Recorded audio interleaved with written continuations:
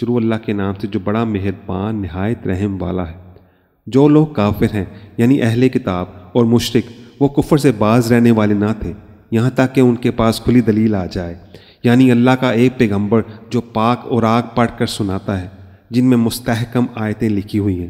اور اہل کتاب جو فرقوں میں بٹے ہیں تو دلیل واضح آنے کے بعد ہی بٹے ہیں، حالانکہ ان کو حکم تو یہی ہوا تھا کہ اللہ کی عبادت کریں، کتاب کو اسی کے لیے خالص کرتے ہوئے یکسو ہو کر، اور نماز قائم کریں اور زکوٰۃ دیں، اور یہی مضبوط اصولوں والا دین ہے۔ جو لوگ کافر ہیں یعنی اہل کتاب اور مشرک، وہ دوزخ کی آگ میں پڑیں گے اور ہمیشہ اسی میں رہیں گے۔ یہ لوگ سب مخلوق سے زیادہ برے ہیں۔ بے شک جو لوگ ایمان لائے اور نیک عمل کرتے رہے وہ تمام ہلاکت سے بہتر ہیں۔ ان کا صلہ ان کے پروردگار کے ہاں ہمیشہ رہنے کے باغ ہیں جن کے نیچے نہریں بہہ رہی ہیں، ہمیشہ ہمیشہ ان میں رہیں گے۔ اللہ ان سے خوش اور وہ اس سے خوش۔ یہ صلہ اس کے لیے جو اپنے پروردگار سے ڈرتا ہے۔